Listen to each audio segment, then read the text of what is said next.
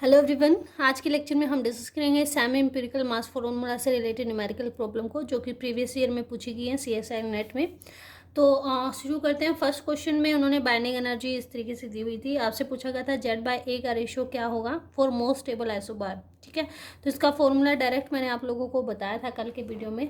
तो देखिए, जो बाइंडिंग एनर्जी हमें दी हुई होती है उससे आप जो एटॉमिक मास है वो कैसे निकाल सकते हैं। कल के लेक्चर में भी मैंने ये फॉर्मूला डिस्कस किया था कि जो मास हमारा होता है वो इज इक्वल टू होता है ZmH plus A minus ZMN minus binding energy जो भी आपकी यहाँ पे जो गिवन है वो आप यूज़ कर लेंगे, plus AS A⁻²/3 plus AC Z into Z minus 1 A⁻Z−1 A⁻1/3 plus A-2Z⁻2/2 plus minus AP over A⁻3/4।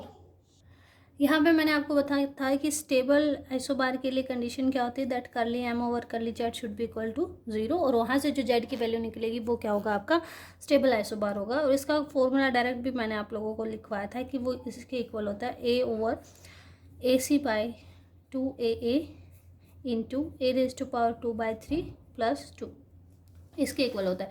तो यहाँ पे अगर आप ये याद रखेंगे तो सफिशिएंट है। यहाँ से इसका बार बार डिफरेंशिएशन करने की ज़रूरत नहीं है। सारी न्यूमेरिकल प्रॉब्लम आपकी इस फॉर्मूले से जो है सोल्व हो जाएंगी।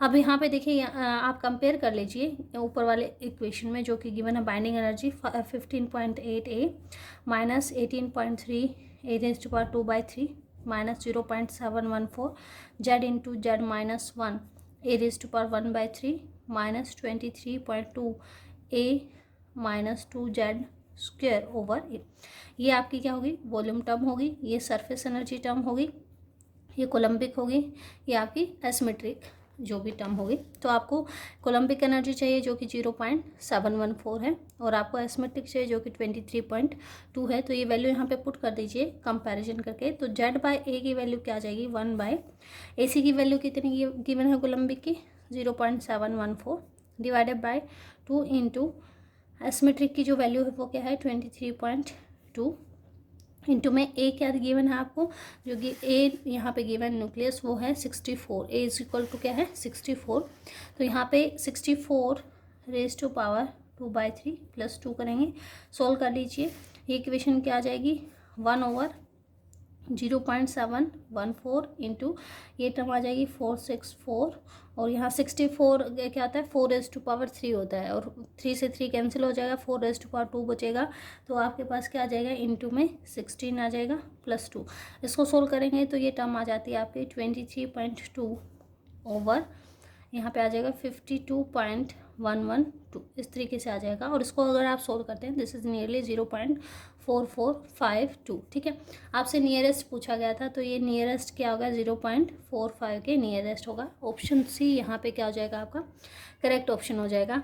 नेक्स्ट क्वेश्चन उन्होंने थोड़ा सा ट्रिकी बना दिया, बहुत ईजी क्वेश्चन था, बट उन्होंने क्या कह दिया कि जो ES टर्म है वो किसको डिनोट करती है, सरफेस एनर्जी पर न्यूक्लियन को डिनोट करती है। अब हमारे फॉर्मूले में आ जाइए, यहाँ पे जो हमारी बाइंडिंग एनर्जी टर्म है इसमें जो सरफेस एनर्जी की टर्म है यानी ये वाली टर्म, ठीक है यहाँ पे, तो ये surface energy term directly proportional होती है A⁻2/3 के।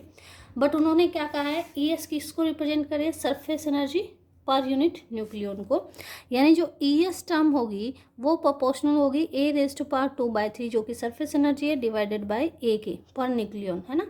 तो इसलिए यहाँ पे ये थोड़ा सा ध्यान रखना था, और कुछ नहीं था इसमें। तो यहाँ पे आप लिख सकते थे सिंपल ES जो होगी वो प्रोपोर्शनल होगी A⁻1/3 के। दोनों के लिए निकाल दीजिए।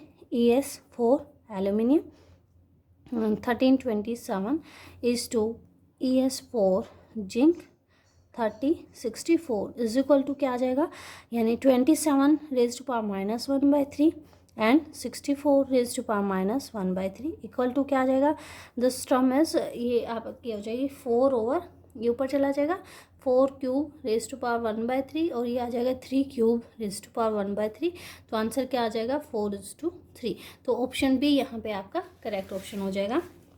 नेक्स्ट क्वेश्चन में अगेन आपसे मोस्ट स्टेबल जो है आइसोबार ही पूछा गया है। ए जो दे रखा है 125 दे रखा है, AC की वैल्यू दे रखी है, एसमेट्रिक की वैल्यू दे रखी है। अगेन आपको सेम फॉर्मूला यूज़ करना है जो most stable iso atomic number के लिए होता है, आइसोबार के लिए। तो वो फॉर्मूला क्या होता है, अभी मैंने बताया, A/AC/2A इंटू A⁻²/2/3 + 2। तो यहाँ पे वैल्यू पुट कर दीजिए। A इज़ 125, AC जो है वो 0.7 है, AA जो गिवन है 22.5 इंटू 2, और A जो गिवन है 125 है। तो 125 को आप लिख सकते हैं 5³ ⁻²/3 + 2।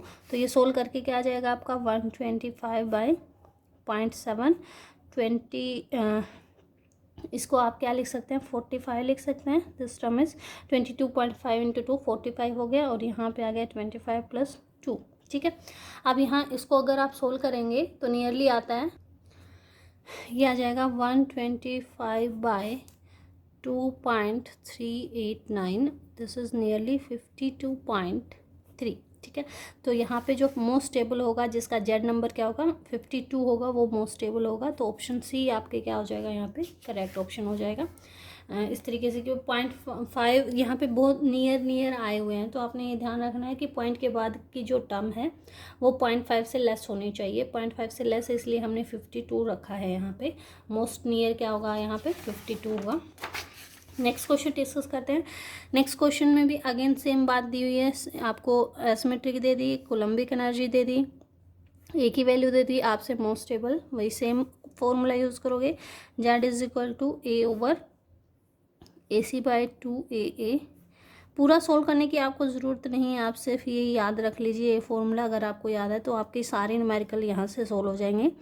216/AC की वैल्यू है 0.75 डिवाइडेड बाय 2 इंटू 24 इंटू ये क्या 6 का क्यूब है, तो ये आ जाएगा 36 + 2।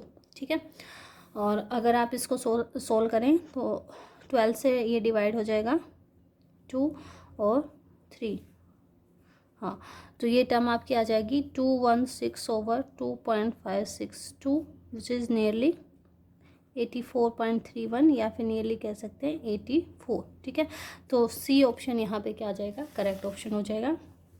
नेक्स्ट क्वेश्चन भी सिंपल था, आपको सिंपल वही सेम फॉर्मूला यूज़ करना था, बस यहाँ पे चेंज क्या था, जब हम बाइंडिंग एनर्जी की टर्म पढ़ते हैं तो हम देखते हैं कि सिर्फ हमारी वॉल्यूम वाली जो टर्म है वो आपकी जो है पॉजिटिव होती है, बाकी सभी टर्म्स जो है नेगेटिव होती है। लेकिन यहाँ पे इन्होंने क्या कर दिया, ये टर्म को क्या कर दिया, यहाँ पे पॉजिटिव दे दिया। बस ये ध्यान आपने रखना था यहाँ पे, और सेम फॉर्मूला आपने वहाँ पे यूज़ करना था। तो देखिए आपके पास जो मोस्ट स्टेबल आइसोबार का फॉर्मूला होता है वो होता है A/AC/2AA इंटू A⁻² + 2, ये फॉर्मूला होता है। अब इस फॉर्मूला में आपको क्या क्या चाहिए, AC की टर्म चाहिए, यानी कोलम्बिक एनर्जी की टर्म चाहिए, जो कि क्या है आपकी 3/4 है। AA की टर्म चाहिए, जो कि क्या है यहाँ पे -30 आप यूज़ करेंगे। क्यों यूज़ करेंगे, क्योंकि फॉर्मूला में यहाँ पे नेगेटिव टर्म होती है और ऑलरेडी उन्होंने पॉजिटिव दे रखी, तो -30 आपने यूज़ करना था, बस इतनी सी ट्रिक थी और कुछ भी नहीं था।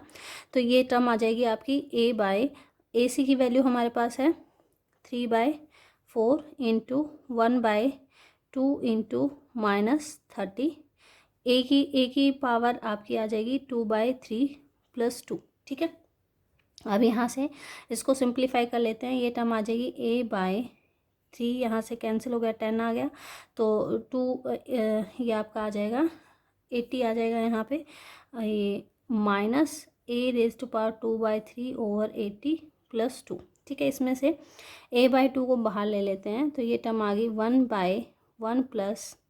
माइनस A⁻²/3/160, या फिर आप इसको सिंप्लीफाई करके क्या लिख सकते हैं, this term is equal to A/2 और 1 माइनस A⁻²/3/160 तो सिर्फ आपने क्या, वही सेम फॉर्मूला था, बस आपने यहाँ ध्यान रखना था कि सभी टर्म जो है बाइंडिंग एनर्जी को रिड्यूस करती हैं सिवाय की वॉल्यूम टर्म के। तो यहाँ पे नेगेटिव साइन आना था, इन्होंने पॉजिटिव दे रखा है, इसलिए आप जो कांस्टेंट वैल्यू है उसमें क्या कर लेंगे, नेगेटिव साइन कंसिडर कर लेंगे, जिस वजह से ऑप्शन ए आपका यहाँ पे क्या हो जाएगा, करेक्ट ऑप्शन हो जाएगा। Thank you.